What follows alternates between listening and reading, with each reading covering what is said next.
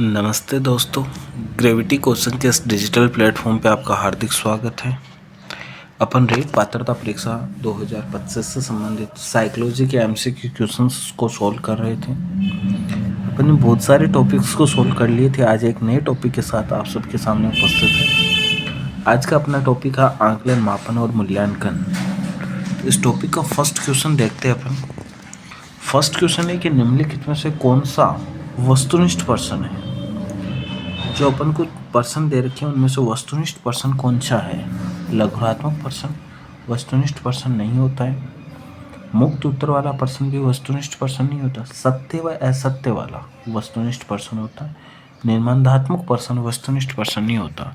तो इसका right answer हो जाएगा सी नंबर, सत्य व असत्य वाला जो क्वेश्चन होता है उसको अपन क्या बोल सकते हैं, वस्तुनिष्ठ पर्सन बोल सकते हैं।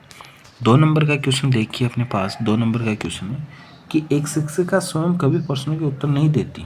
वह अपने विद्यार्थियों को उत्तर देने के लिए समूह चर्चाएं और सहयोगात्मक अभिगम अपनाने के लिए प्रोत्साहित करती है। ये उपागम के किस सिद्धांत पर आधारित है। ये उपागम का कौन सा सिद्धांत है। तो ये सिद्धांत होता है सक्रिय भागीदारी। वो छात्रों को सक्रिय रखना चाहती है। तो कैसा उपागम हो जाएगा, ये सक्रिय भागीदारी वाला उपागम होगा। अगला क्वेश्चन देखिए अपने पास। 3 नंबर का क्वेश्चन है कि मूल्यांकन का मुख्य उद्देश्य होना चाहिए। मूल्यांकन का मुख्य उद्देश्य क्या होना चाहिए।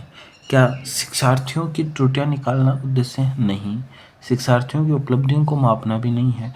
यह निर्णय लेना कि क्या विद्यार्थियों को अगली कक्षा में प्रवेश दिया जा सकता है, ये भी नहीं है। सीखने में होने वाली कमियों का निदान और उपचार करना, ये सही है। तो फोर्थ ऑप्शन सही हो जाएगा कि सीखने में होने वाली कमियों का निदान और उपचार करना, ये मूल्यांकन का क्या है, मुख्य उद्देश्य है। अगला क्वेश्चन देखिए, 4 नंबर का क्वेश्चन है अपने पास। बच्चों का मूल्यांकन होना चाहिए। बच्चों का मूल्यांकन कैसे होना चाहिए। क्या बोर्ड परीक्षाओं द्वारा होना चाहिए? नहीं।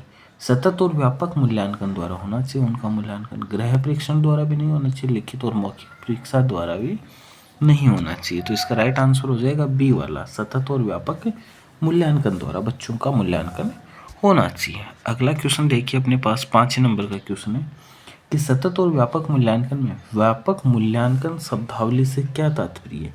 भाई सतत और व्यापक में व्यापक शब्द का क्या अर्थ है। व्यापक शब्द का अर्थ है कि शैक्षिक के साथ साथ कौन सा हो जाए, सह शैक्षिक। शैक्षिक से जो रिलेटेड मूल्यांकन है वो मूल्यांकन भी अपन कर सके।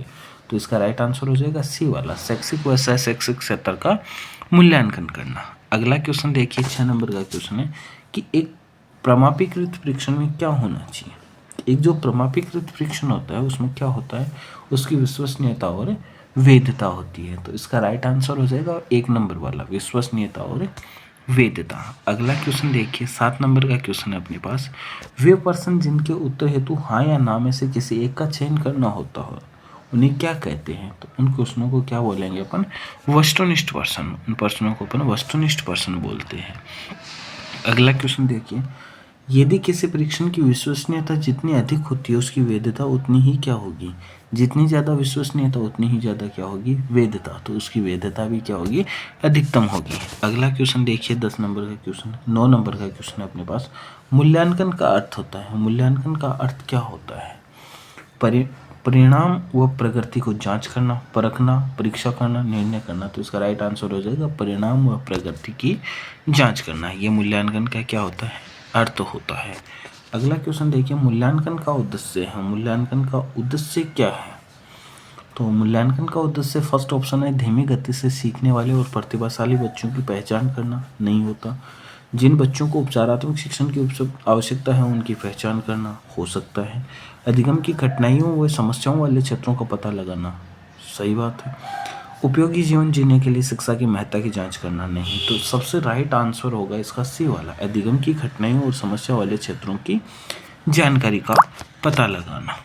अगला क्वेश्चन देखो, 11 नंबर का क्वेश्चन अपने पास। मूल्यांकन किया जाना चाहिए क्योंकि।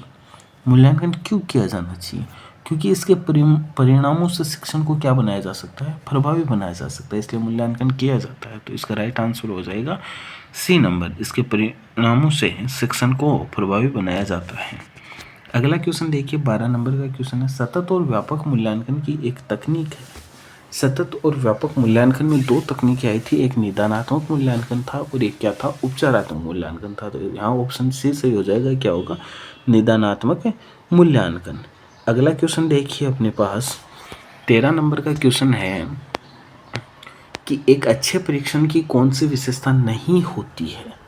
भाई अच्छे परीक्षण की कौन सी विशेषता नहीं होगी, वैधता होगी, उसमें विश्वसनीयता भी होगी, वस्तुनिष्ठता भी होनी चाहिए, उत्तीर्ण करना उसकी विशेषता नहीं होती। ये नहीं होता कि एक अच्छा शिक्षण की उत्तीर्ण कर लो वो अच्छा शिक्षण हो जाएगा, ये चीज़ पॉसिबल नहीं होती है। अगला क्वेश्चन देखो 14 नंबर का क्वेश्चन है अपने पास, छात्रों में रखने की प्रवृत्ति को रोकने हेतु कैसे प्रश्न नहीं पूछे जाने चाहिए। यहाँ रखने नहीं है, रटने हैं।